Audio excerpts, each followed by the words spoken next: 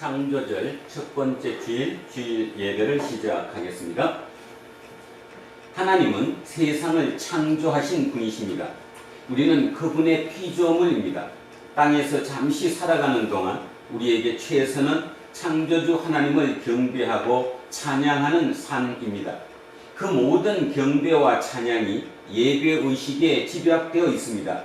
우리 함께 영과 진리 안에서 예배 드리겠습니다. 이천지간 만물들아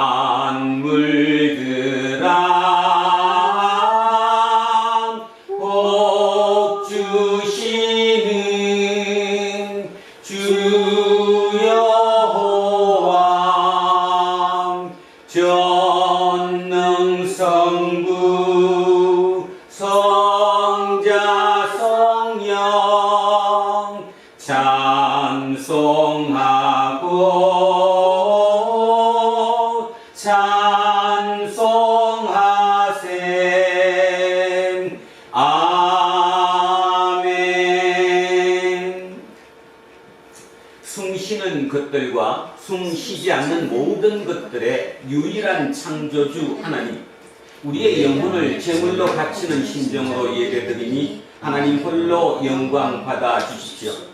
하나님은 태초에 세상을 무로부터 창조하셨고 혼돈 가운데서 질서를 부여하셨으며 생명이 지구에 출현하여 진화의 방식으로 살아가게 하셨습니다.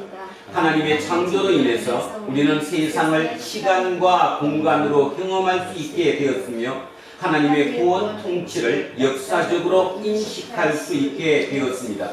지금 우리 앞에 놓인 소소한 일상마저 하나님의 거대한 창조와 그 완성의 역사 과정에서 소중한 순간이라는 사실을 우리는 믿습니다.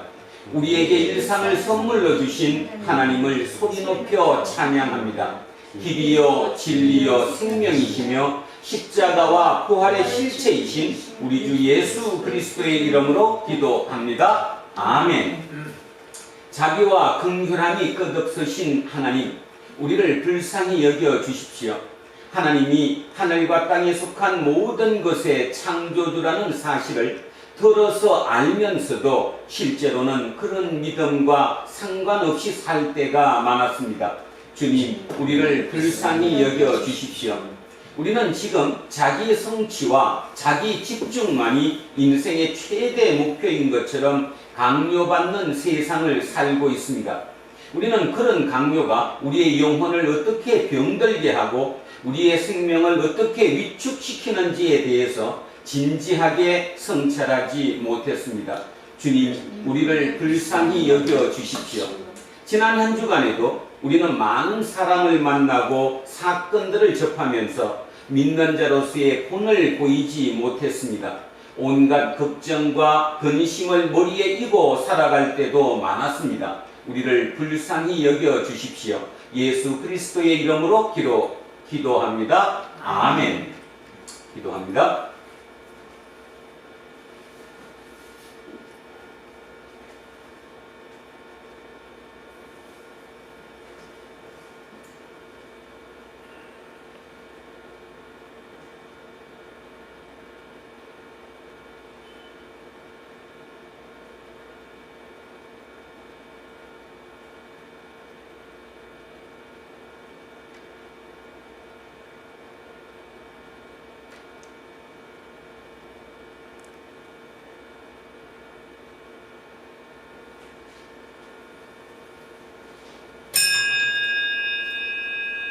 예수 그리스도를 통해서만 우리는 하나님으로부터 참된 용서를 받을 수 있습니다.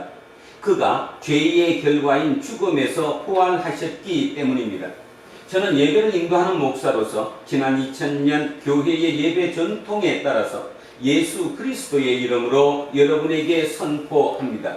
지금 여러분이 아랜 모든 것들은 용서받았습니다. 기뻐하십시오. 그리고 이웃의 잘못도 같은 마음으로 용서하십시오. 아멘. 자, 찬송가 288장 찬송하겠습니다. 288장입니다. 예수를 나의 구주 삼고 성령과 피로써 거듭나니 이 세상에서 내 영혼이 하늘의 영광 누리도다. 이것이 나의 간증이요 이것이 나의 찬송일세. 나 사는 동안 끊임없이 구주를 찬송하리로다. 온전히 주께 맡긴 내 영 사랑의 음성을 듣는 중에 천사들 왕래하는 것과 하늘의 영광 보리로다. 이것이 나의 간증이요 이것이 나의 찬송일세. 나 사는 동안 끊임없이 구주를 찬송하리로다. 주 안에 기쁨 누림으로 마음의 풍랑이 잔잔하니 세상과 나는 간 곳 없고 구속한 주만 보이도다. 이것이 나의 간증이요 이것이 나의 찬송일세. 나 사는 동안 끊임없이 구주를 찬송하리로다.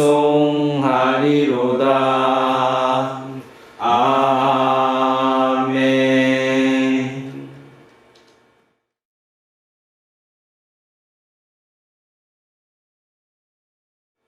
기도하겠습니다. 진리의 영으로 우리를 찾아오시는 주님, 우리는 지금 거룩한 하나님의 말씀에 귀를 기울입니다. 세상의 혼란스러운 소리에서 벗어나도록 우리의 영적인 귀를 지켜주십시오. 말씀을 읽고 그 말씀을 해석하여 선포하고 그 말씀에 귀를 기울이는 우리 모두 말씀의 광희에 휩싸이도록 도와주십시오. 예수 그리스도의 이름으로 기도합니다. 아멘. 첫째 말씀입니다. 잠언으로 갑니다. 구약성서 935쪽입니다. 구약성서 935쪽. 잠언 22장. 자, 세 토막으로 나눕니다. 1절, 2절, 8절, 9절, 22절, 23절. 자, 세 토막으로 나누어 읽습니다. 자, 첫 번째, 일단 잠언 22장 1절, 2절 먼저 합독하시겠습니다. 많은 재물보다 명예를 택할 것이요 은이나 금보다 은총을 더욱 택할 것이니라. 가난한 자와 부한 자가 함께 살거니와 그 모두를 지으시니는 여호와시니라. 8절 9절입니다. 악을 뿌리는 자는 재앙을 거두리니 그 분노의 기세가 쇠하리라. 선한 눈을 가진 자는 복을 받으리니 이는 양식을 가난한 자에게 주미니라. 22절 23절입니다. 약한 자를 그가 약하다고 탈취하지 말며 곤고한 자를 성문에서 압제하지 말라. 대저 여호와께서 신원하여 주시고 또 그를 노략하는 자의 생명을 빼앗으시리라. 아멘. 자, 성시교독 시편 125편으로 갑니다. 898쪽입니다. 앞쪽으로 조금 내려오시면 898쪽 시편 125편 말씀입니다. 자, 시작합니다. 여호와를 의지하는 자는 시온 산이 흔들리지 아니하고 영원히 있음 같도다. 산들이 예루살렘을 부름과 같이 여호와께서 그의 백성을 지금부터 영원까지 부르시리로다. 악인의 규가 의인들의 땅에서는 그 권세를 누리지 못하리니 이는 의인들로 하여금 죄악에 손을 대지 아니하게 함이로다. 여호와여, 선한 자들과 마음이 정직한 자들에게 손대하소서. 자기의 굽은 길로 치우치는 자들은 여호와께서 죄를 범하는 자들과 함께 다니게 하시리로다. 이스라엘에게는 평강이 있을지어다. 아멘. 자, 둘째 말씀으로 갑니다. 야고보서입니다. 신약성서 372쪽입니다. 신약성서 372쪽. 야고보서 2장 1절에서 10절까지, 그 다음 14절에서 17절까지 두 토막으로 나누어 있습니다. 372쪽 야고보서 2장 1절에서 10절. 자, 먼저 시작합니다.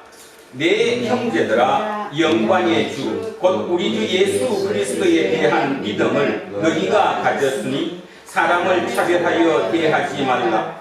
만일 너희 회당에 금가락지를 끼고 아름다운 옷을 입은 사람이 들어오고 또 남루한 옷을 입은 가난한 사람들이 들어올 때에 너희가 아름다운 옷을 입은 자를 눈여겨보고 말하되 여기 좋은 자리에 앉으소서 하고 또 가난한 자에게 말하되 너는 거기 서 있든지 내 발등상 아래에 앉으라 하면 너희끼리 서로 차별하며 악한 생각으로 판단하는 자가 되는 것이 아니냐. 내 사랑하는 형제들아, 들을지어다. 하나님이 세상에서 가난한 자를 택하사 믿음에 부요하게 하시고 또 자기를 사랑하는 자들에게 약속하신 나라를 상속으로 받게 하지 아니하셨느냐. 너희는 도리어 가난한 자를 업신여겼도다. 부자는 너희를 억압하며 법정으로 끌고 가지 아니하느냐. 그들은 너희에게 대하여 일컫는 바 그 아름다운 이름을 비방하지 아니하느냐. 너희가 만일 성경에 기록된 대로 내 이웃 사랑하기를 내 몸과 같이 하라 하신 최고의 법을 지키면 잘하는 것이거니와 만일 너희가 사람을 차별하여 대하면 죄를 짓는 것이니 율법이 너희를 범법자로 정죄하리라. 누구든지 온 율법을 지키다가 그 하나를 범하면 모두 범한 자가 되나니. 자, 14절에서 17절입니다. 내 형제들아, 만일 사람이 믿음이 있노라 하고 행함이 없으면 무슨 유익이 있으리요? 그 믿음이 능히 자기를 구원하겠느냐?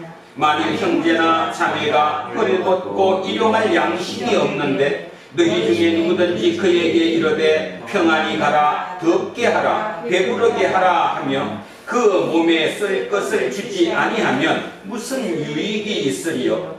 이와 같이 행함이 없는 믿음은 그 자체가 죽은 것이라. 아멘. 자, 셋째 말씀 마가복음으로 갑니다. 앞쪽으로 내려오셔서 65쪽입니다. 65쪽 마가복음 7장 24절에서 37절까지 말씀입니다. 65쪽 마가복음 7장 24절에서 37절입니다. 자, 시작합니다. 예수께서 일어나사 그 길을 떠나 두로 지방으로 가서 한 집에 들어가 아무도 모르게 하시려 하나 숨길 수 없더라. 이에 더러운 귀신 들린 어린 딸을 둔 한 여자가 예수의 소문을 듣고 곧 와서 그 발 아래에 엎드리니 그 여자는 헬라인이요 수로보니게 족속이라 자기 딸에게서 귀신을 쫓아내 주시기를 간구하거늘 예수께서 이르시되 자녀로 먼저 배불리 먹게 할지니 자녀의 떡을 취하여 개들에게 던짐이 마땅치 아니하니라. 여자가 대답하여 이르되 주여 올소이다마는 상 아래 개들도 아이들이 먹던 부스러기를 먹나이다. 예수께서 이르시되 이 말을 하였으니 돌아가라 귀신이 내 딸에게서 나갔느니라 하시매 여자가 집에 돌아가 본즉 아이가 침상에 누웠고 귀신이 나갔더라. 예수께서 다시 두로 지방에서 나와 시돈을 지나고 데가볼리 지방을 통과하여 갈릴리 호수에 이르시매 사람들이 귀먹고 말 듣는 자를 데리고 예수께 나와 안수하여 주시기를 간구하거늘 예수께서 그 사람을 따로 데리고 무리를 떠나사 손가락을 그의 양 귀에 넣고 침을 뱉어 그의 혀에 손을 대시며 하늘을 우러러 탄식하시며 그에게 이르시되 에바다 하시니 이는 열리라는 뜻이라. 그가 귀가 열리고 혀가 맺힌 것이 곧 풀려 말이 분명하여졌더라. 예수께서 그들에게 경고하사 아무에게도 이르지 말라 하시되 경고하실수록 그들이 또 널리 전파하니 사람들이 심히 놀라 이르되 그가 모든 것을 잘하였도다. 못 듣는 사람도 듣게 하고 말 못하는 사람도 말하게 한다 하니라. 아멘. 자, 오늘 주신 말씀입니다. 이사야서 3장 16절에서 26절까지 말씀입니다. 구약 성서 971쪽입니다. 자, 천천히 오늘 주신 말씀 합독하십니다. 여호와께서 또 말씀하시되 시온의 딸들이 교만하여 느린 목 정을 통하는 눈으로 다니며 아기작거려 걸으며 발로는 쟁쟁한 소리를 낸다 하시도다. 그러므로 주께서 시온의 딸들의 정수리에 딱지가 생기게 하시며 여호와께서 그들의 하체가 드러나게 하시리라.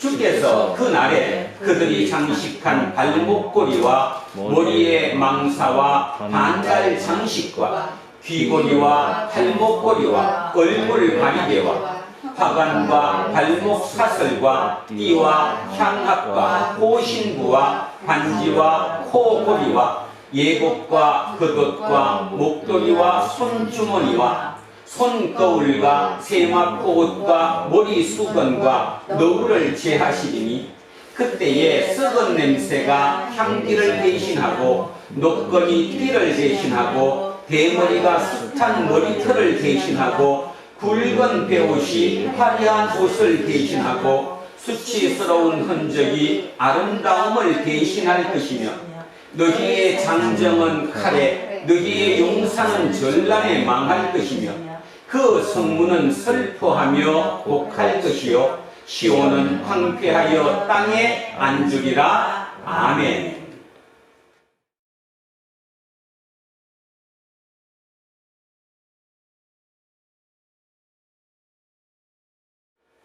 자, 오늘은 창조절 첫째 주일입니다.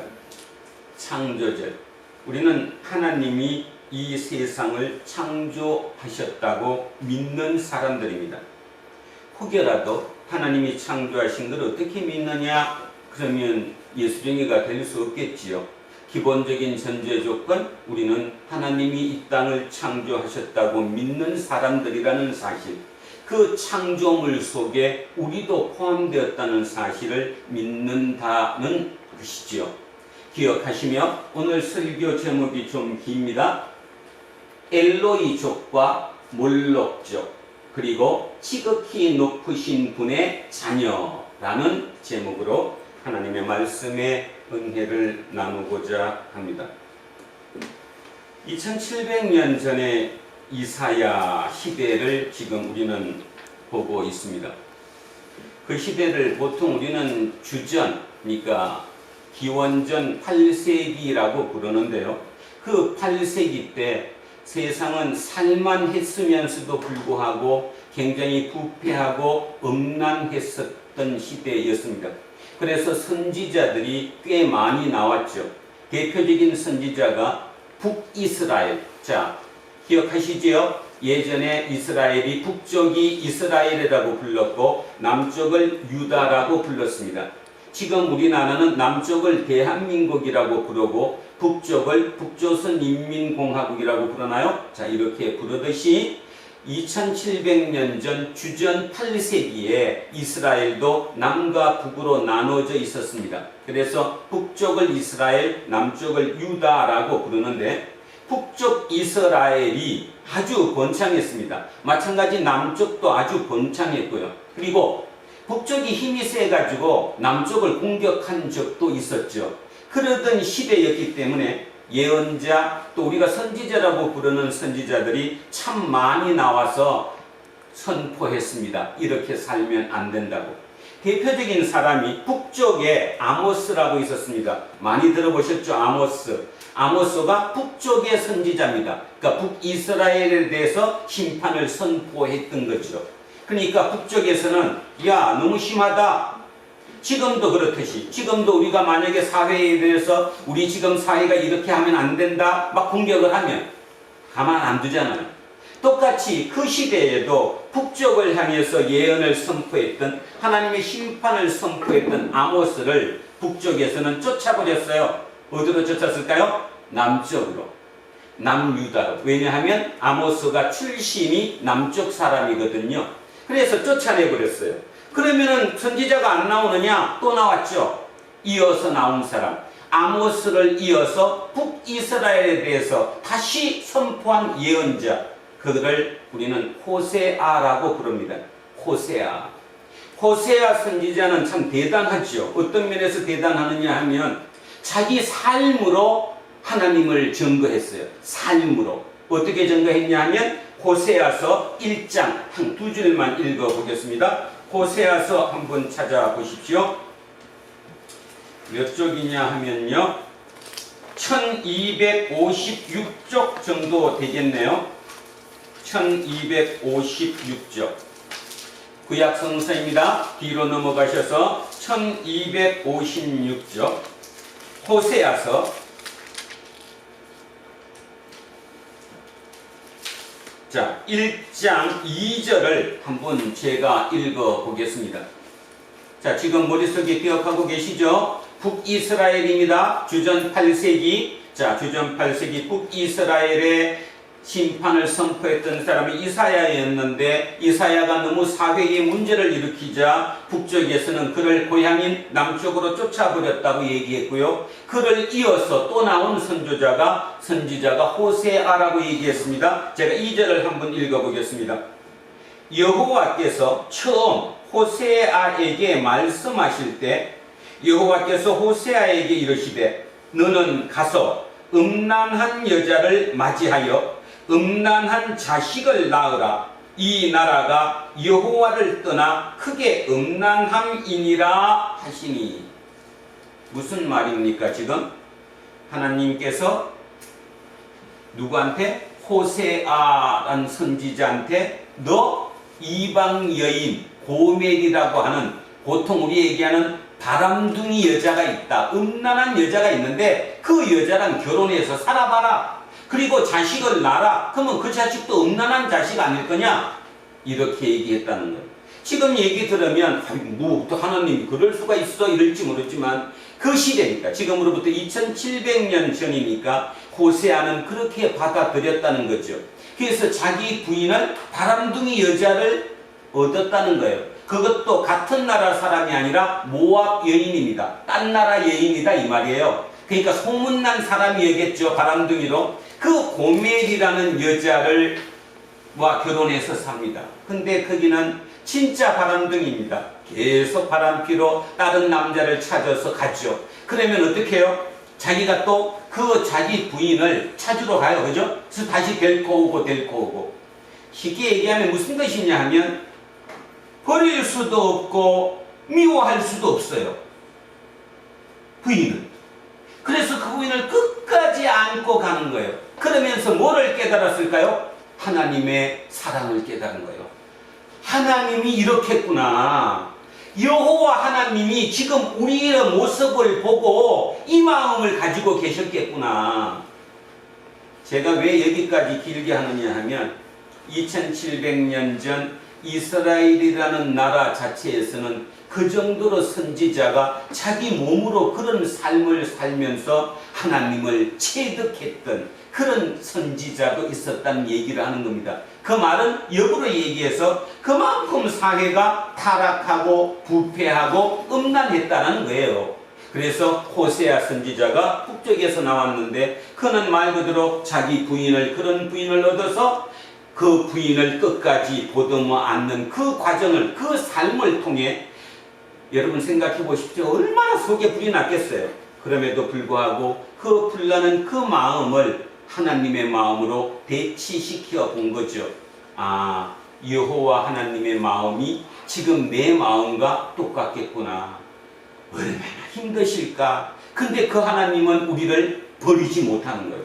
미워하지도 못하는 거예요. 그죠? 그래서 나도 그 고멜이라는 그 바람둥이 부인을 버리지 못하는 거예요. 미워하지 못하는 거예요. 그런 깨달음. 그랬던 시절이 기원전 8세기, 지금으로부터 2700년 전이다, 이런 말입니다. 그러면 남쪽, 지금 우리가 아는 이사야는 어디냐? 이사야는 남쪽 사람이다. 남쪽은 유다라고 그랬죠? 남쪽 유다의 선지자가 이사야예요. 그러면 남쪽에도 이사야만 있었을까? 아니요. 지난번 한 번 했었는데 이사야랑 예언이 똑같은 쓰는 사람 하나 있는데 두 글자, 미가 있었잖아.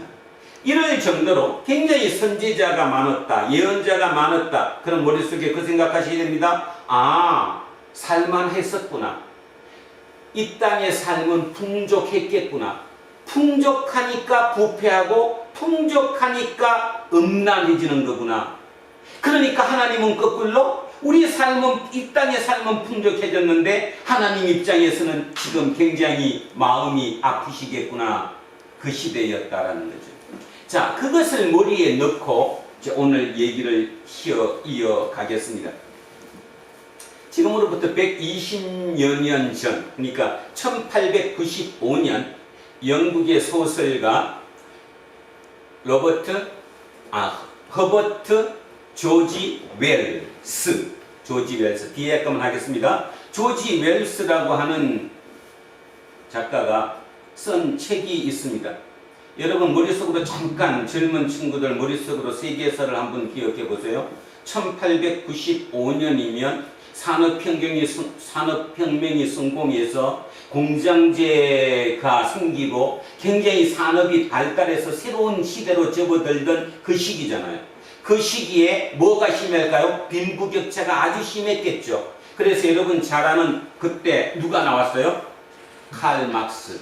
그죠? 그런 사람들이 나와서 노동자 계급과 자본자 계급을 나눌 정도로 있던 그런 시절, 그 혼란한 시대에 조지 웰스는 이런 생각을 가졌습니다. 이렇게 살다가 끝이 어떻게 될까? 이렇게 우리가 살아가는데 이 삶의, 인간의, 인류의 끝이 어떻게 될까? 그래서 그거를 소설로 써내었습니다. 소설 제목이 타임머신입니다. 타임머신. 우리는 지금 타임머신이라는 말을 들으면 시간여행하는 거 뭐 이렇게 얘기하지만 타임머신이라는 용어를 최초로 만들어낸 사람이 조지 웰스라는 거죠. 그래서 그 타임머신이라는 책을 썼는데요. 그 내용을 제가 지금 다 설명하고자 하는 게 아니라, 자, 그분이 예상했던 세상이 지금 이렇게 살아가는데 이 끝이 어떻게 될까? 그것을 살펴보고자 합니다. 자, 조지 웰스의 타임머신에 의하면 지금으로부터 80년 후입니다. 인류가 80년 후가 되었어요. 그랬더니 산천에는 풍성한 과일이 널려 있고요. 자연에는 얼마나 좋은지 몰라요. 그리고 사람과 사람 사이에 경쟁도 없어요. 너무너무 살만한 곳이에요. 그죠? 경쟁도 없겠다. 모든 것이 풍족하겠다. 얼마나 좋아요. 진짜 낙원이죠, 낙원. 그런데, 자, 문제가 생겼습니다. 그런데 80년 뒤 이 지구별의 중심으로 살아가는 그 족속을 엘로이족이라고 합니다.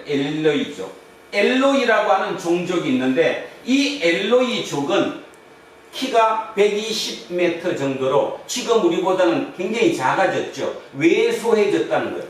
왜소해지기는 했지만 굉장히 미모에다가 아름다움도 겸비하고 아주 깨끗한, 아주 진짜 아주 좋은 사람이었다, 이런 뜻입니다. 그 엘로이족이. 그런데 문제는요, 이 엘로이족이 햇빛이 비치는, 빛이 지배하는 낮 시간대에는 그렇게 즐기면서 좋게 살다가 밤이 딱 되면, 어둠이 지배하는 밤이 딱 되면 커다란 건물에, 아주 거대한 큰 건물에 모두가 모여서 함께 자는 거예요.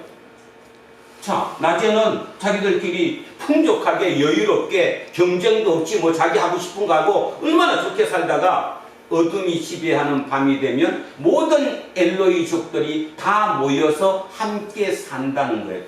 함께 잔다는 거예요. 왜 그럴까? 왜 이들이 함께 잘까? 따도 자면 되지. 그렇게 풍족한 곳에서. 알고 봤더니 어둠이 지배하는 저녁이 되면 두더지처럼 땅 속에 살던 바로 몰록족이라는 이 족들이 어둠을 뚫고 들어와서 엘로이족을 잡아먹는다는 겁니다. 잡아먹는다. 이게 소설의 가장 핵심 내용이에요.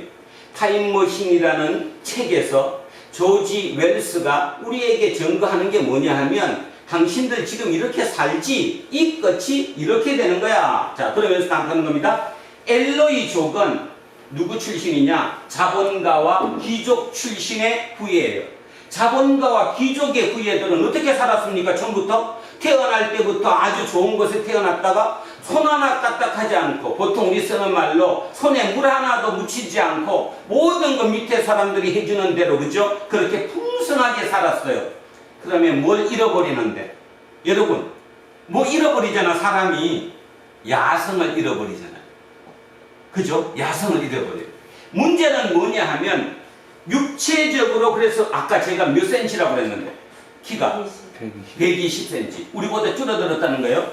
야성을 잃어버리고 힘을 잃어버리니까 신체 조건이 작아졌다는 거예요. 문제는 신체 조건만 작아졌으면 관계없는데 이것까지 작아졌어요. 이게 뭐예요? 네. 생각까지. 그래서 백치가 된 거예요. 백치 알죠? 우리 백치 아다다 이런 말 쓰잖아요.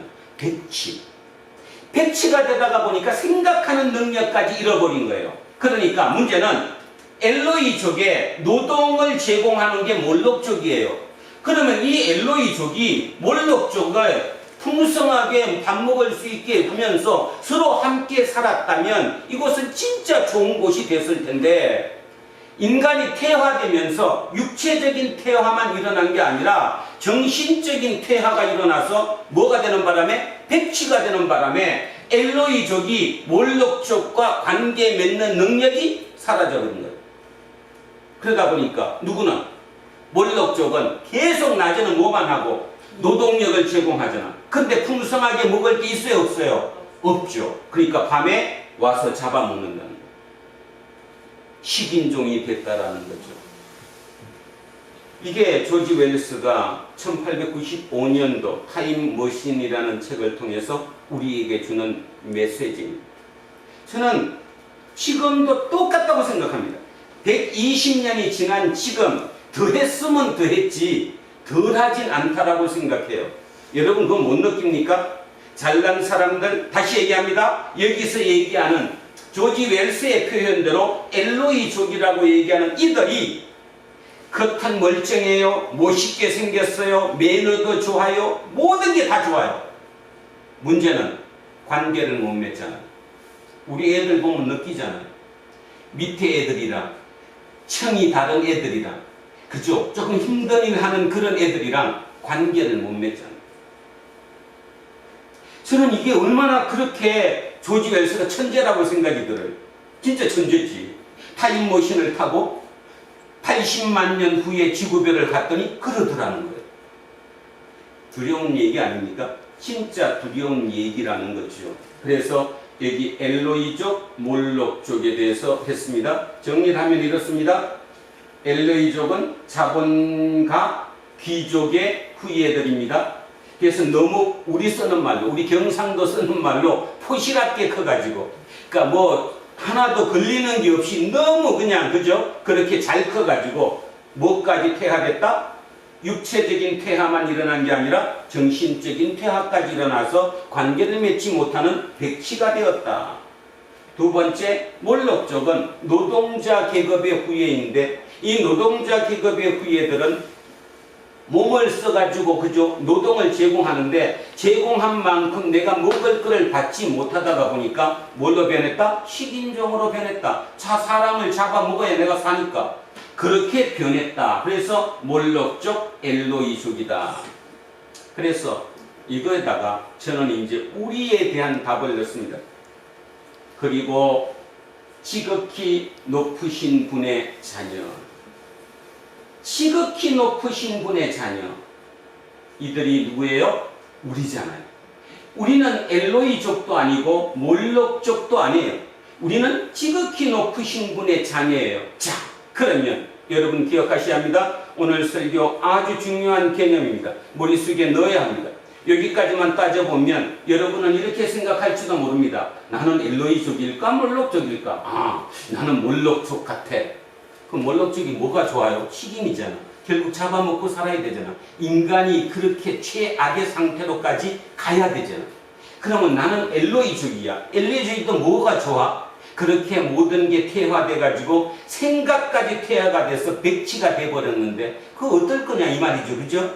그래서 문제는 엘로이족도 돼서는 안 되고 몰록족도 돼서는 안 된다는 거죠. 결론은 이렇게 나옵니다.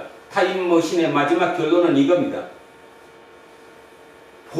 눈으로 보이는 이곳은 지상낙원인데 열매가 풍성하게 열어요. 아름다운 꽃이 피어요. 얼마나 좋은지 몰라요. 완벽한 지상낙원인데 속을 들여다보면 뭐다?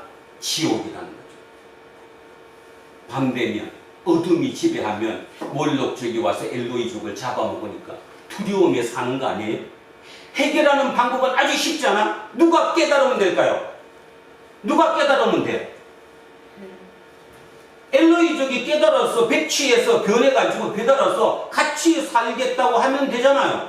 음식을 주면 되잖아요. 같이 먹고 살면 되잖아요. 그죠? 그러면 그것은 진짜 지상낙원이 되는 거죠. 파라다이스가 되는 거 아니에요?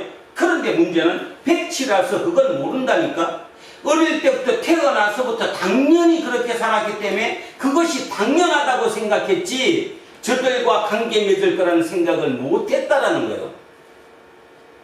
120년 만에, 그 소설이 나온 지 120년 만에 지금 제가 우리 젊은 20대 30대 친구들을 보면 욕하지 마십시오.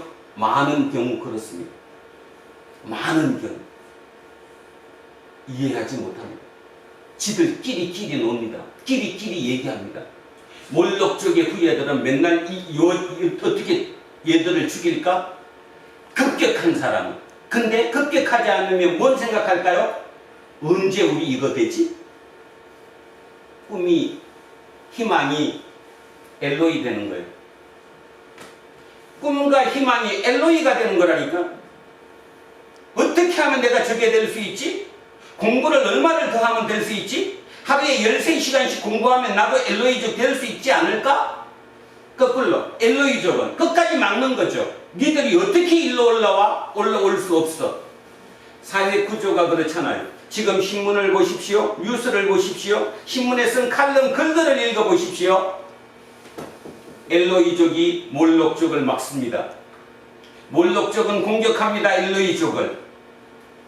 지금 우리 시대는 그런 시대를 우리는 살아가고 있다는 것. 답이 뭘까 그러면 답은 다 나왔잖아요. 답은 다 나와 있잖아요. 겉으로 보이는 어둠이 지배하지 않고 태양이 지배하는 낮에는 낙원이잖아요. 파라다이스 아니에요? 풍성한 열매를 맺고 아름다운 꽃이 피고 얼마나 좋아요. 그죠? 노동은 몰록족이 노동 다 해줘요. 그냥 나는 바다만 먹으면 돼요. 너무너무 좋은 파라다이스인데 어둠이 지배하는 밤이 되면 지옥으로 변한다는 사실이죠. 어떡할 거냐는 겁니까? 답은 이미 나와 있지 않습니까?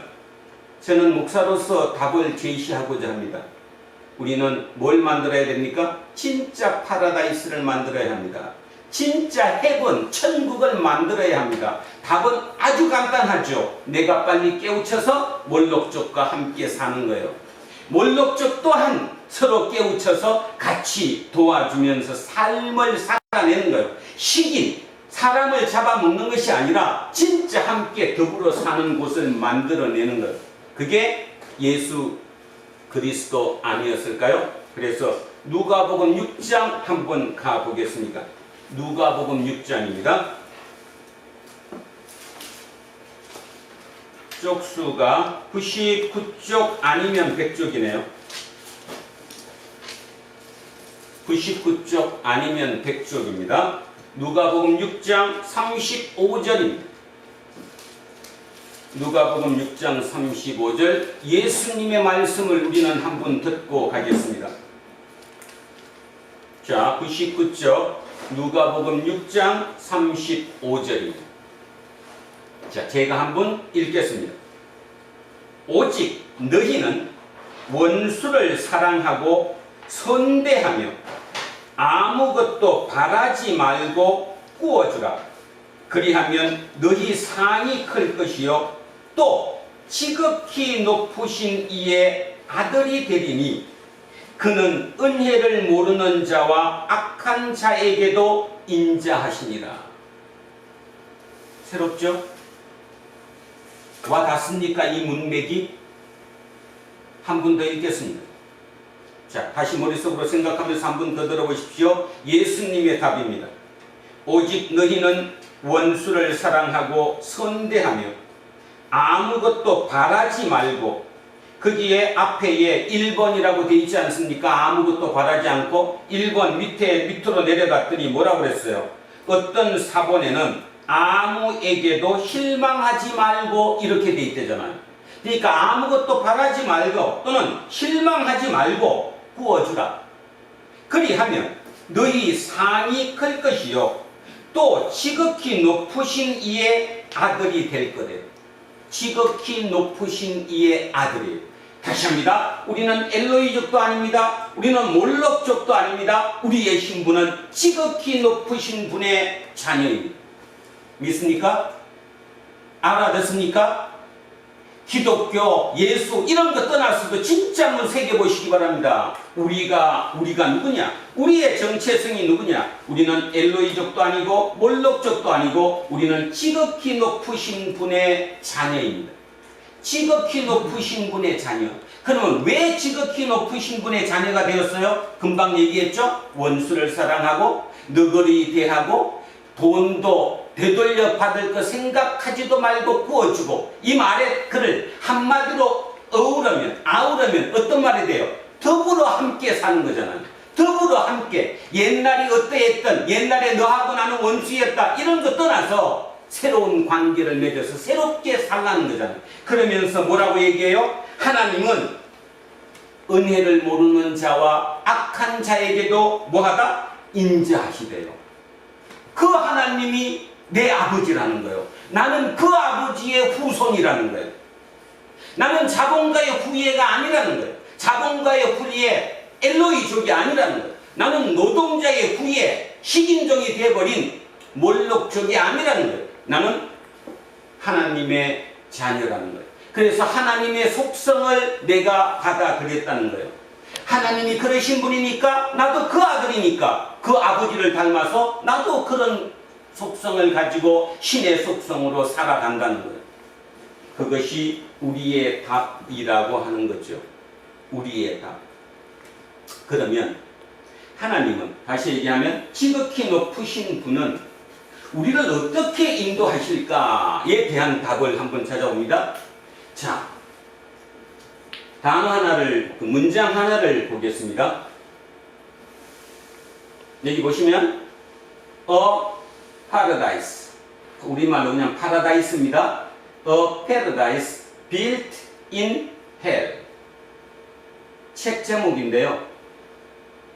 우리말로는 이렇게 번역되지 않았습니다. 재난을 응시하라, 뭐 이런 뜻인데 원 제목이 A paradise built in hell입니다. 이 문장을 보는 순간 제 마음에 콱 박혔습니다. 그렇죠?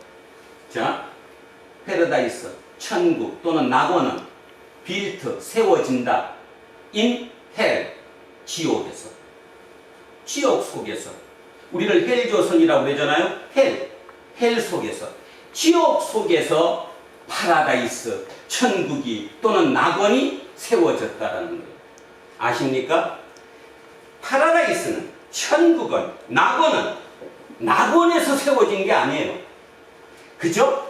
천국은 어디서 세워진 거예요? 지옥에서 세워진 거예요. 그러니까 파라다이스지. 처음부터 낙원이었다면 새롭게 세울 필요가 없잖아요. 맞죠? 그래서 이 표현을 쓴 사람이 미국의 저술가 레베카 솔릿이라는 사람인데, 이 분이 이 책에서 주장한 내용이 뭐냐 하면 재난 유토피아예요. 재난 유토피아. 인간은 거대한 재난을 당하면 그 재난에서 패배하고 끝나는 것이 아니라 그 재난을 딛고 새로운 세상을 만들어낸다. 재난이 오면 새로운 세상을 만들어낸다. 그분 얘기예요. 레베카 솔릿. 그래서 저는 전적으로 이분에 동의합니다. 아까 얘기했던 조지 웰스의 제목 뭐라고 그랬어요? 조지 웰스의 타임머신. 타임머신의 개념을 저는 인정하지 않습니다. 왜? 그거는 유토피아예요? 디스토피아예요? 디스토피아잖아요. 왜냐하면 내가 하나님을 믿기 때문에.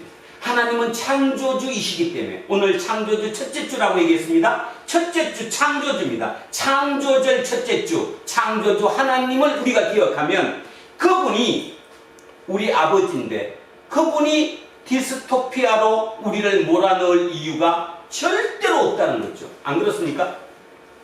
이한빈, 너 아버지가 아무리 나빠도 너를 악으로 밀어넣지는 않는다는 거지. 살리기 위해서 그 과정을 통과하게 하는 거지, 죽이기 위해서 그 과정에 넣지는 않죠. 그래서 저는 레베카 솔릿의 이 말을 전적으로 신뢰하며 또 믿습니다. 그래서 제 마음속에 새겨졌습니다. 한번 외워볼까요? 문장 하나. A paradise built in hell. 파라다이스는 낙원은, 다른 말로 천국은 지옥 속에서 세워졌다. 여러분은 지금 어떤 지옥에 삽니까? 지금 우리는 공통적으로 지구별의 모든 사람들이 코비드19라고 하는 지옥 속에서 삽니다. 이분의 논리대로 하면, 레베카 솔릿이라는 이분의 개념대로 하면, 지금 코비드19라는 거대한 재앙은 그 재앙으로 인간이 멸망하고 패배하는 것이 아니라 결국 우리는 뭘 만들어낼 거라는 거예요? 파라다이스를 만들어낼 거라는 거예요. 그 생각을 가진 사람은 예수쟁이가 맞고, 아니야, 내가 왜 이래? 뭐 되는 게 아무것도 없어. 코로나 때문에 사람이 만나지도 못하고 예배도 못 드리고 이게 뭐야? 그런 사람은 거기에 그냥 빠져서 패배자로 끝나죠. 그런 의미에서 제가 우리 두란노 공동체의 모든 식구들에게 부탁 말씀드립니다. 제 개인적으로, 그냥 개인적으로, 인간적으로 생각하면 뭐 남들도 다 그렇게 하는데 그냥 다음 주부터 일요일 날 우리 모여서 그냥 예배 드리면 좋지 않겠어? 저도 그 생각 참 많이 합니다. 그죠? 뭐 어차피 인원도 많지 않으니까 뭐 그러나 저러나 마찬가지 아니에요? 그러나 중요한 거는 뭔가 하면 우리가 하나님이 우리를 보고 계시다는 거예요. 잊지 마십시오. 사람이 여러분을 보는 게 아닙니다. 하나님이 여러분을 보고 계시다는 거예요. 여러분 심보를 쳐다보고 계시다는 거예요. 혹시 우리 목사님 너무 심해, 뭐 딴 데는 다 하는데 괜히 그 목사님 그 성질 들러가지고 예배 일요일날 안 드리고 뭐 인터넷으로 드리려고 그러는 거 보면 너무 심한 거 아니야? 혹시 그렇게 생각하셨다면, 뭐 생각하는 거는 여러분 자유이지만 생각을 조금만 바꿔보십시오. 저와 여러분의 문제가 아니라 하나님의 문제입니다. 하나님이 여러분을 보고 계시다는 거예요. 그런 상황에서 우리는 어떤 액션을 취해야 될까 깊이 생각해 보셔야 합니다. 어떤 경우든 아까 나왔죠? 하나님은 악인이든 선인이든 똑같이 인자하신 분이지 배제하거나 배태하거나 서로 분류하시는 분이 아니라는 거예요. 그렇다면 우리는 지금 이 기회를 뭐를 만드는 과정으로 삼아야 돼요? 파라다이스를 세우는, 파라다이스를 만들어가는, 빌트하는 그 기회로 삼아야 된다는 뜻입니다. 그래서 10월 3일까지 인터넷으로 예배 드리고, 지금 예정대로 하면 10월 10일부터는 이제 모두 모여서 예배 드릴 수 있습니다. 그래서 다음 같이 모이는 예배는 10월 10일 한 달 후입니다. 마음속에 혹시 불편하거나 또 여러 가지가 있더라도 조금만 마음의 마음볼을 좋게 한번 쓰셨으면 고맙겠습니다. 자, 그래서 머릿속에 꼭 기억하십시오. A paradise built in hell. 지옥 속에서. 자, 그래서 이거를 저는 이렇게 바꿔보고 싶습니다. heaven, 천국입니다. A heaven built in COVID-19. 그러면 되겠습니까? COVID-19, 코로나19 속에서 우리는 천국을 세울 것입니다. 그리고 과거입니다. 세워졌다가 될 것입니다. 어디 속에? 우리 마음 속에. 그래서 10월 10일 우리 다 함께 모여서 예배 드릴 때 기쁜 마음으로 얼굴과 얼굴을 마주 보며 예배 드릴 수 있을 그때 여러분 얼굴에 해본이 드러나야 합니다. 아, 저분이 진짜 그 기간 동안 빌트가 되었구나. 세워졌구나. 해본이 세워졌구나. 진짜 천국이 그 속에 지금 들어와 있구나. 그를 서로 느낄 수 있게 되기를 진정으로 주님의 이름으로 축원드립니다. 혼자의 노력으로는 되지 않겠지만 성령님께 의지하고 항상 기도하면서 하나님께 내 생각에 초점을 맞추면 우리는 충분히 그 해본을 우리 마음속에 세울 수 있을 것이라고 믿습니다. 그것이 가장 우선입니다.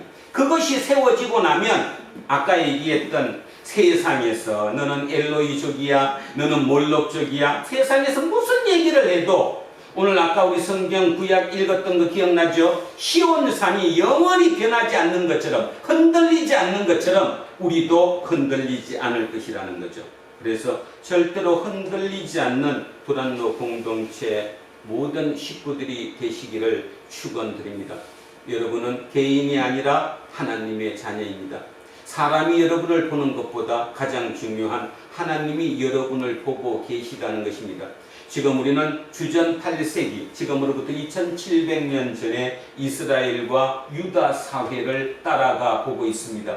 그런데 2700년이 지난 지금도 그 시대와 한치 오차 없이 똑같이 나가고 있다는 거죠. 도대체 하나님이 어디 계신지, 아까 호세아서를 읽었던 것처럼 진짜 우리가 그렇게 바람피고 딴 남자를 향해서 끊임없이 나가는 그 여자를 미워하지도 못하고 그렇다고 이혼하지도 못하고 버릴 수도 없고 그 마음 이해하시겠습니까? 어쩌면 하나님의 마음이 지금도 또한 그럴지도 모릅니다. 그러면 세상은 쉽게 재단할 수 있습니다. 조지 웰스가 얘기했던 것처럼 타임머신에처럼 너네들 이렇게 살면 너네 끝은 이렇게 돼, 엘로이족이 돼, 지상낙원에 살지만 너네는 뭐까지 퇴화됐냐 하면 생각까지 퇴화가 됐어. 그래서 너네는 백치야. 생각을 못해. 백치야. 그러니 밤만 되면 어둠의 세력에게 너희는 당해 두려움에 떨어. 낮에는 너네 살상이지만 밤에는 두려움에 떠는 세상이야. 그런데 거꾸로 낮에는 그렇게 몸으로 육체적인 노동으로 엘로이족을 섬겼던 그 몰록족은 살 곳이 없어서 먹을 곳이 없어서 지하 땅굴 속에 두들처럼 있다가 밤만 되면 그 배고픔에 못 이겨서 밖으로 나와서 엘로이족을 잡아먹어. 그런 세상이 오지 않겠어? 듣기에 따라서는 말도 안 된다 그럴지 모르지만 깊이 한번 묵상해 보셨으면 합니다. 저는 이미 어느 정도 그렇게 가고 있다라고 생각합니다. 생각이 그렇게 백치가 되어가고 있고 한쪽은 식인종이 되어가고 있어서 끝없이 남을 공격하고 있다라는 거지요. 그죠? 묻지마 살인도 저질러고요. 묻지마 폭력은 기본이고요. 손자가 누구를 죽여요? 자기를 키워준 할머니를 칼로 찔러 죽이고요. 지금 이런 것을 그냥 대수롭지 않게 봐서는 안 된다는 사실이지요. 오늘 하나만 더 강조하겠습니다. 소설가들은 자기 책으로 세상을 깨우고자 합니다. 그래서 그 책을 읽는 사람들이, 그 독자들이 그 책을 읽고 자기의 생각을 바꾸는 거죠. 그죠? 그런데 그 책 중에 성경책은 어떻습니까? 이 책은 어떠냐고요? 이쪽은 우리를 바꿉니까? 아니면 우리를 죽입니까? 여러분에게 이 책은 어떤 책입니까? 그냥 고이 모셔놓고 글씨조차도 못 읽어야 되는 그런 책입니까? 아니면 이걸 읽고 진짜 하나님의 뜻이 무엇인지 그 말씀을 받아들일 수 있는 것인지요? 깊이 생각해 보셔야 합니다. 며칠 전에 제 아내가 전화를 했습니다. 시골에 있는데 TV에서 아큐정전이라는 책에 대해서 얘기를 들었다고. 아큐정전. 잠시만 한번 해보겠습니다. 루신이라고 하는 중국 사람이었죠. 똑똑한 천재였습니다. 그는 20대에 일본에 유학해서 의사 과정을 밟고 있었습니다. 지금이나 그 시대나 의사면 살만한 곳이고 또 지금보단 더하죠. 그때 당시 의사들은 사람을 살리는 직업이니까 참 자부심이 대단했잖아요. 지금이야 솔직히 자부심보다는 이 돈이 우선이겠지만 그 당시만 해도 그래도 자부심이 우선 아니에요. 인간을 살린다는. 그 루신이 일본에서 공부를 하면서 자기 나라 중국에 대해서 객관적으로 보게 되었습니다. 가만히 생각해 보니까 자기가 의사가 되어서 중국 사람들의 병을 치료하는 것은 부분일 뿐이고 실제로 중국 사람들의 생각을, 관념을 바꿀 수는 없다 이 말입니다. 그래서 그는 의사를 포기하고 소설가가 되었죠. 그래서 쓴 책이 아큐정전입니다. 아큐정전.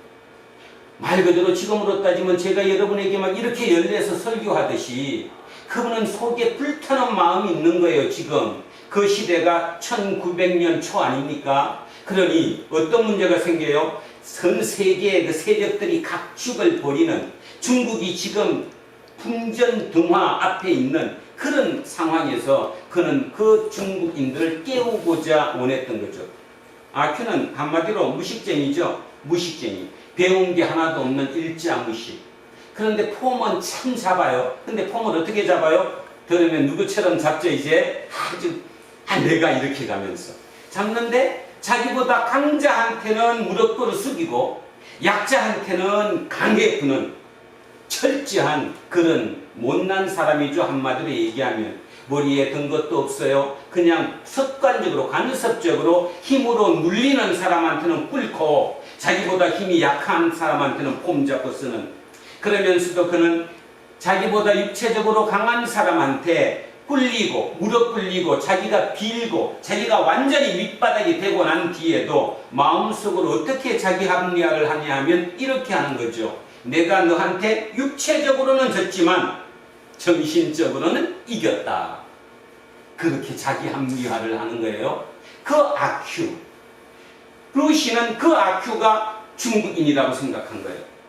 너네 나라가 지금 어느 때인지도 모르고 폼 잡고 앉았다는 거예요. 지금 이해가죠? 저는 그게 충분히 이해가 갑니다. 그래도 한때는 전 세계를 지배했던 민족 아니에요? 중화민족이고 중국이라는 나라가.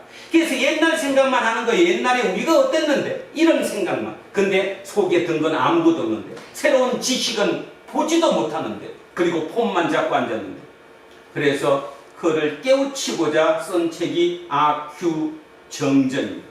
뒤에 말이 굉장히 중요한데 정전, 전이라는 건 전기 이런 말이에요. 누구의 전기 쓴다 그러죠? 그 앞에 정자가 바를 정자를 썼어요. 그럼 뭔 말이에요?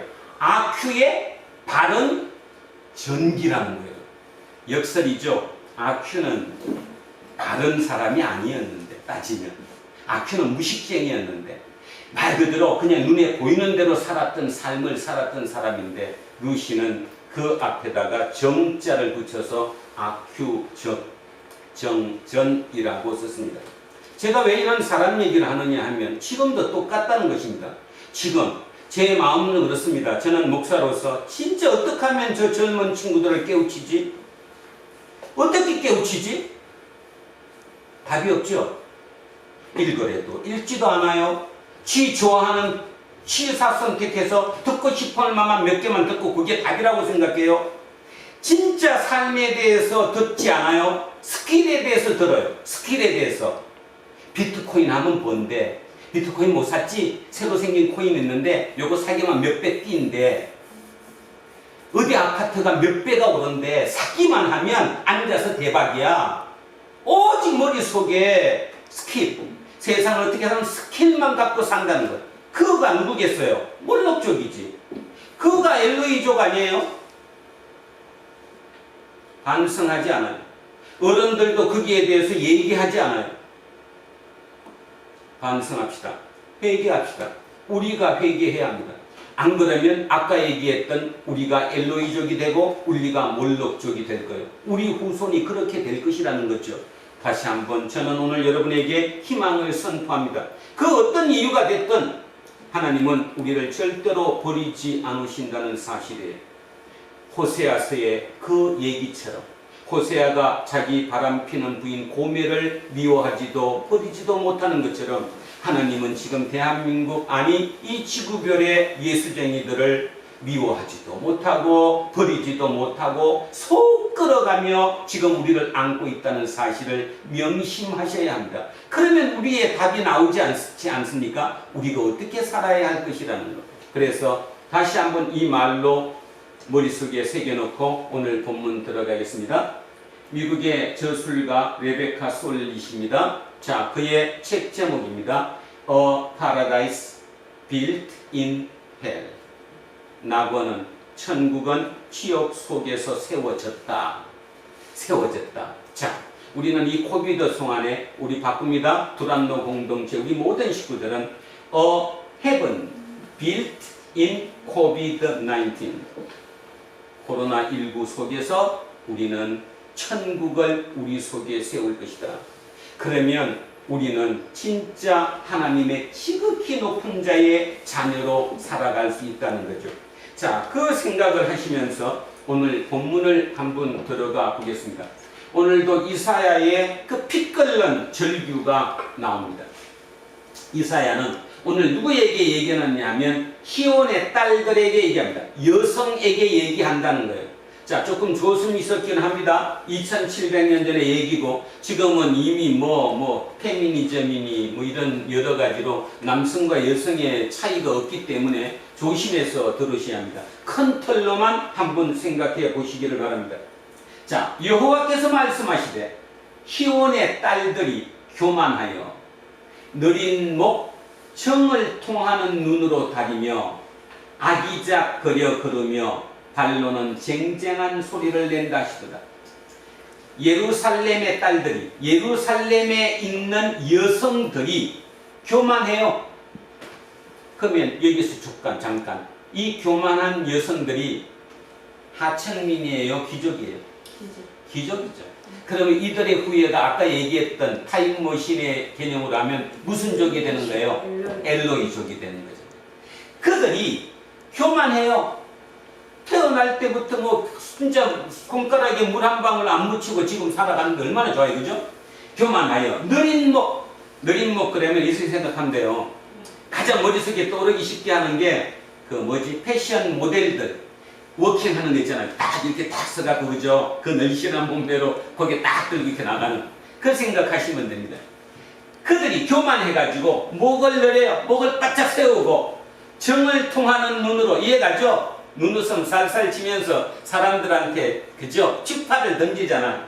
아기작거린다. 아기작거린다 이 표현이 되게 이제 저거한데 정확하게 따지면 아기작거린다는 말은 애기들이 밟기는 연습할 때 처음으로 이렇게 걷는 거. 그 얘기를 아기작거린다고 얘기해. 천천히 걷잖아요. 그죠? 빨리 걷는 게 아니라. 그래서 이거를 다른 어떤 성경 본문에서는 이렇게 표현했어요. 점잖게 걷는다. 점잖게. 그러면 이해가죠? 머리를 빳빳이 세우고 이렇게 온갖 치장을 다하고 눈웃음 살살 치면서 그죠? 빨리 걷는 것도 아니라 천천히 폼 잡고 이렇게 걷는 그 걷는 모습.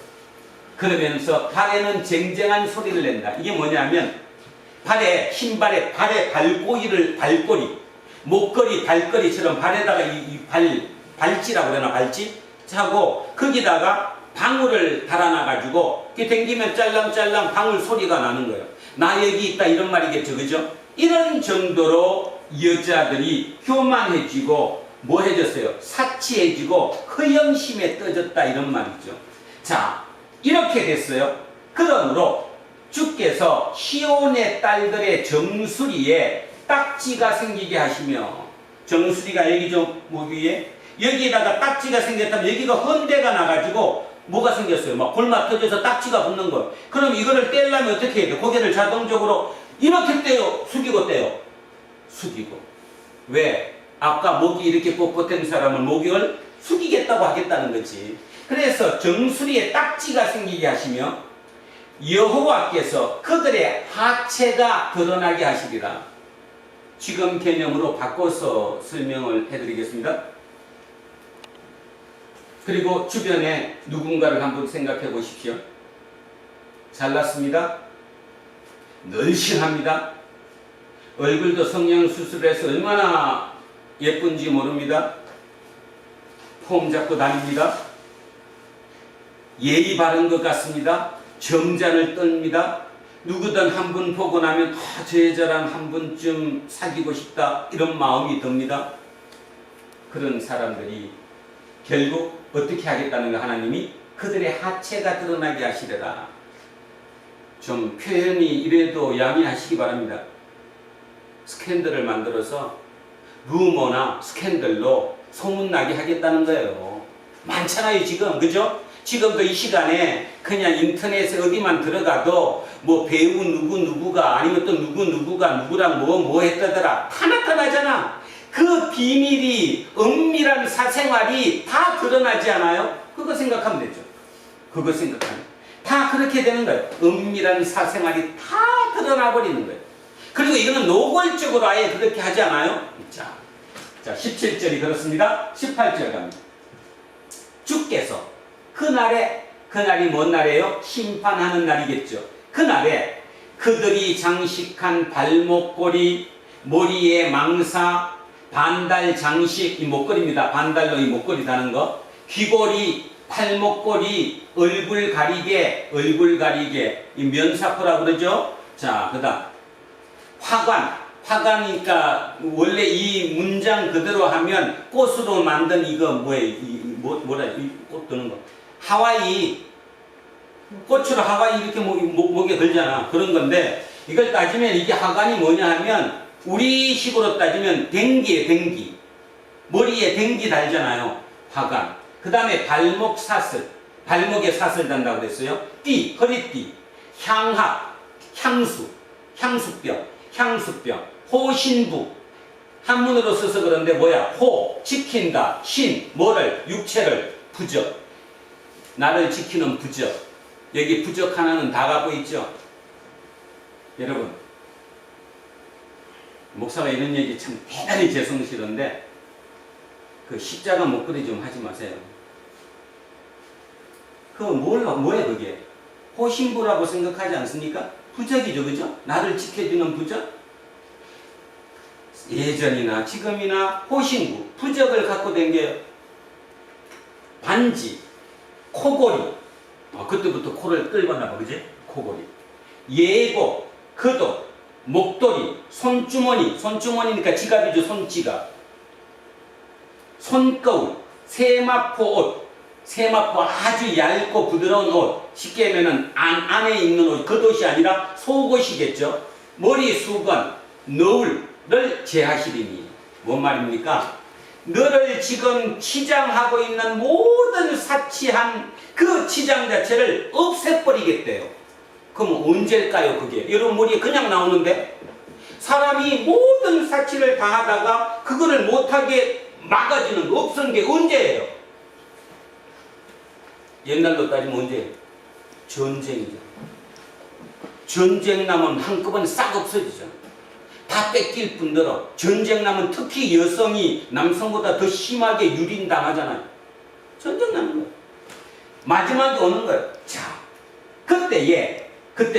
그때에 썩은 냄새가 향기를 대신하고 반대로 했어요. 원래는 향기를 썩은 냄새가 대신하고 이렇게 되는데 표현을 더 강하게 하려고 그랬나 보죠.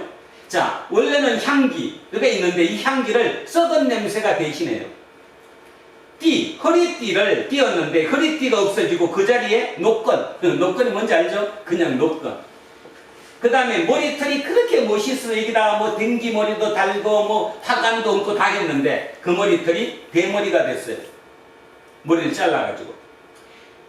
화려한 옷이 굵은 배가 됐어요. 이 화려하게 입었던 그 옷이 배옷, 상복이라고 그러죠. 사람 죽으면 입는 배옷, 굵은 옷. 그 다음 수치스러운 흔적이 아름다움을 대신할 것이래요.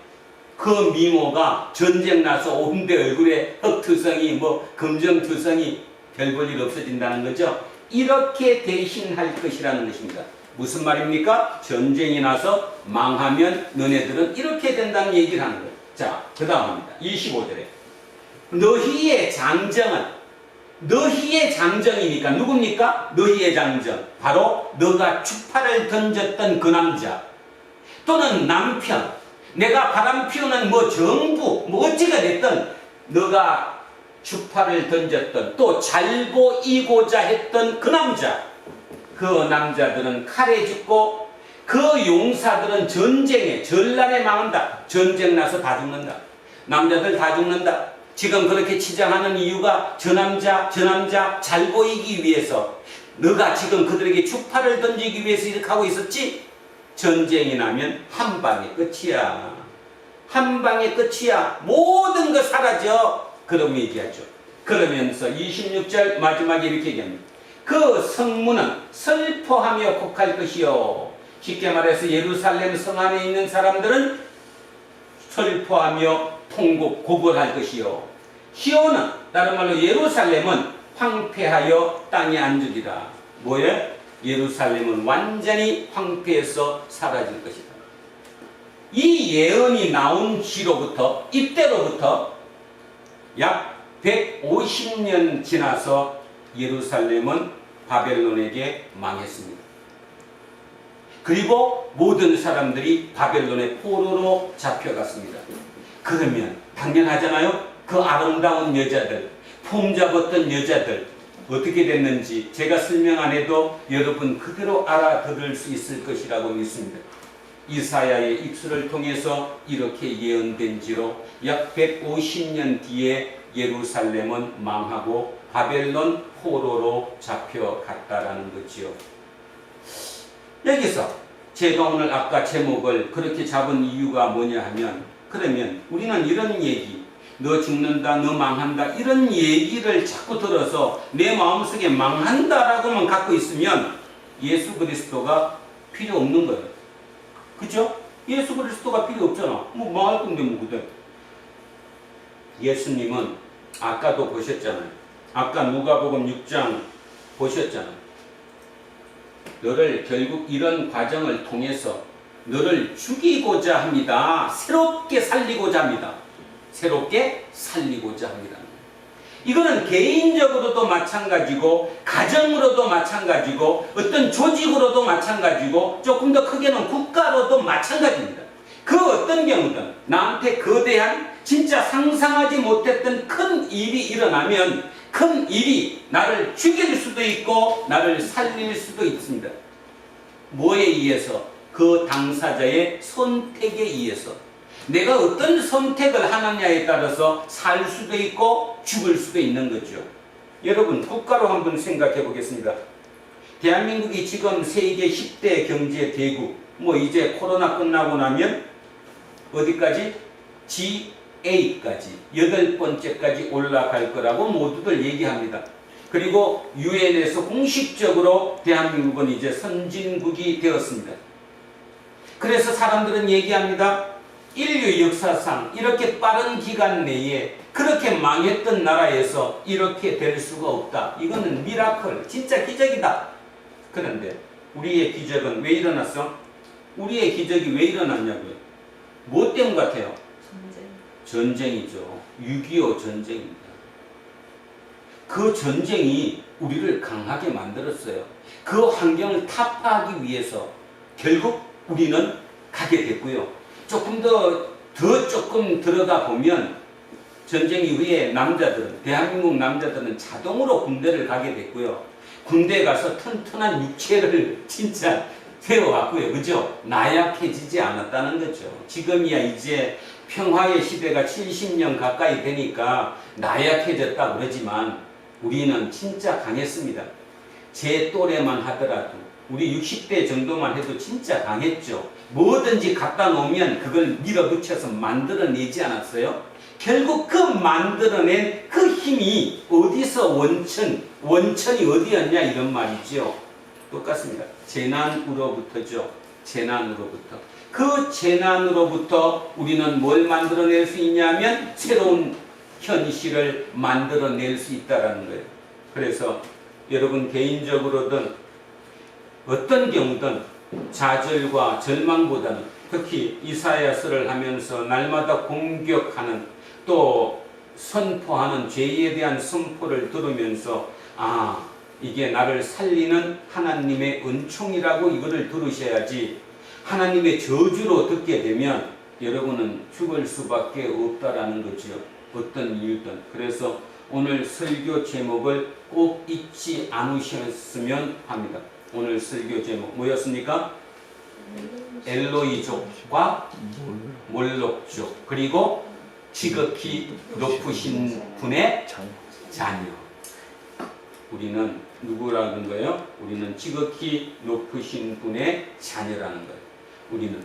그러니까 그 말을 절대로 잊지 않으셨으면 좋겠습니다. 오늘 본문을 그 개념으로 한 번만 마무리하고 자 오늘 설교를 마무리하겠습니다. 자 본문 천천히 자 오늘 생각하시면서 한 번만 하십니다. 여호와께서 또 말씀하시되 시온의 딸들이 교만하여 느린 목 정을 통하는 눈으로 다니며 아기작거려 걸으며 발로는 쟁쟁한 소리를 낸다 하시도다. 그러므로 주께서 시온의 딸들의 정수리에 딱지가 생기게 하시며 여호와께서 그들의 하체가 드러나게 하시리라. 주께서 그날에 그들이 장식한 발목고리와 머리의 망사와 반달 장식과 귀고리와 발목고리와 얼굴 가리개와 화관과 발목 사슬과 띠와 향합과 호신부와 반지와 코고리와 예복과 흡옷과 목도리와 손주머니와 손거울과 세마 포옷과 머리 수건과 너울을 제하시리니 그때의 썩은 냄새가 향기를 대신하고 노끈이 띠를 대신하고 대머리가 숱한 머리털을 대신하고 굵은 배옷이 화려한 옷을 대신하고 수치스러운 흔적이 아름다움을 대신할 것이며 너희의 장정은 칼에 너희의 용사는 전란에 망할 것이며 그 성문은 슬퍼하며 옥할 것이요 시온은 황폐하여 땅에 앉으리라. 아멘. 자, Paradise built in hell.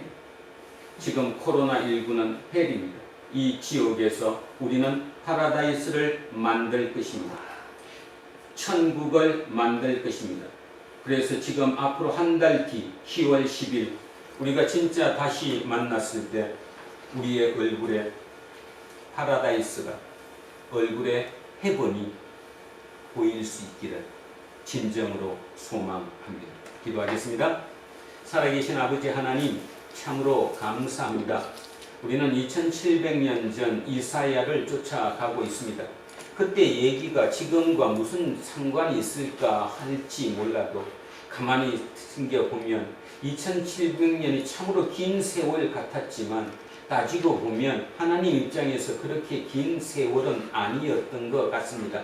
그때나 지금이나 더했으면 더했지 덜하지 않은 시대를 살아가고 있습니다.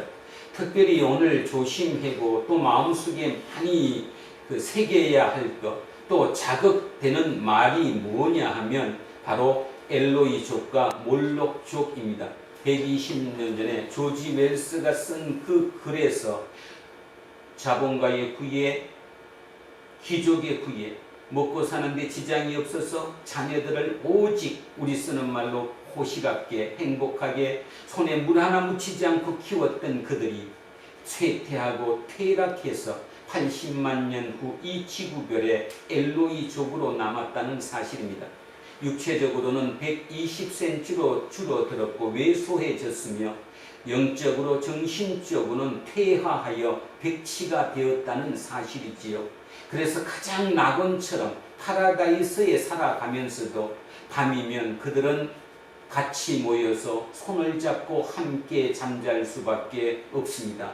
왜냐하면 그들이 천대하고 그들이 무시하고 그들이 대접하지 못한 몰록족 때문이지요. 그런데도 그들은 자기들 때문이라는 생각을 못하고 있겠지요. 하나님은 오늘 우리에게 그런 메시지를 던져줍니다.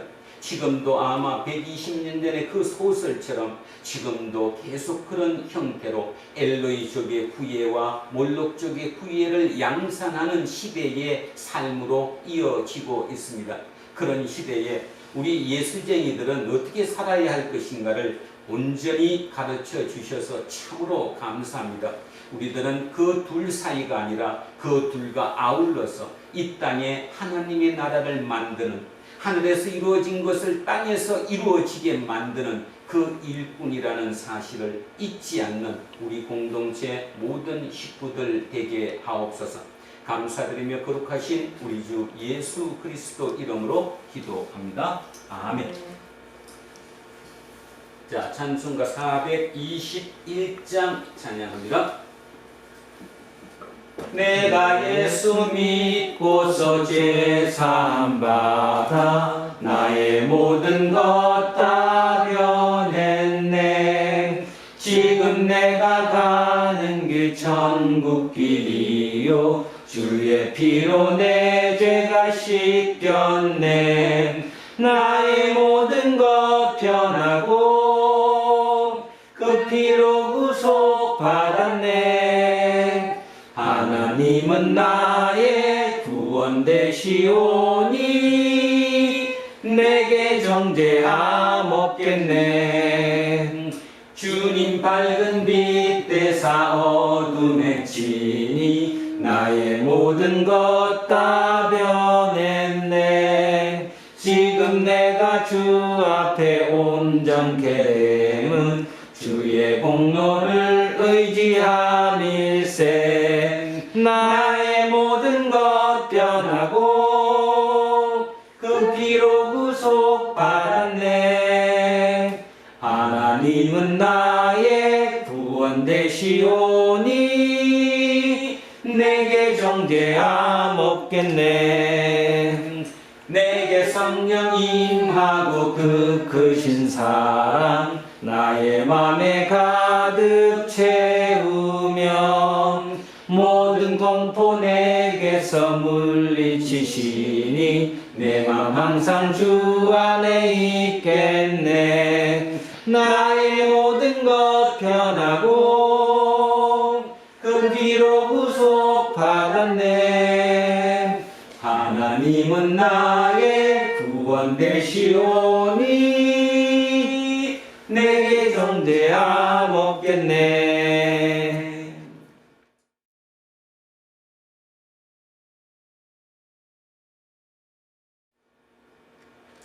사도신경으로 신앙 고백 드리겠습니다.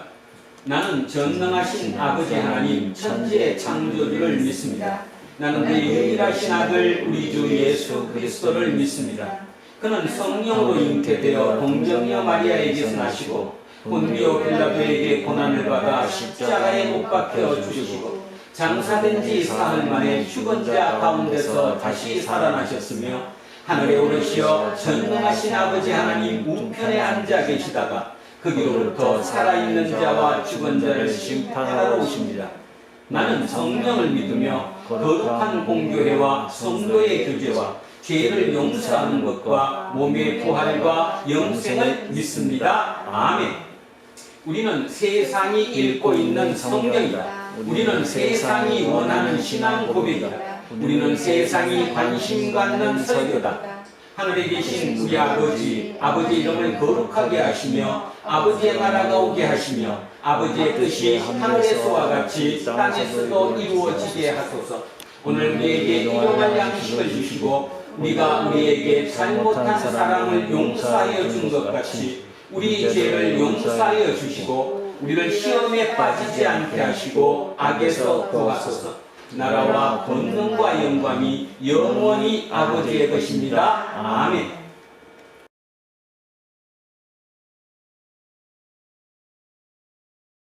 오늘 주신 말씀에 쓰임 얻어서 세상으로 나가서 살아갈 때에 나 혼자 힘으로 늘 부족하오니 주여 나를 도우사 승리하게 하소서.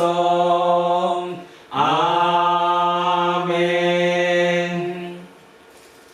이제 창조절 첫째 주일의 공동 예배가 끝났습니다. 하나님께서 창조하신 세상 속으로 돌아가십시오. 그 세상은 엘로이족과 몰록족으로 분열되고 있는 것 같습니다. 지극히 높으신 분의 자녀로 택함받은 우리 예수쟁이들이 그 세상을 하나님의 나라로 이루어 가야 합니다. 성령님과 함께 그 소명을 이루어가는 하루하루가 되십시오.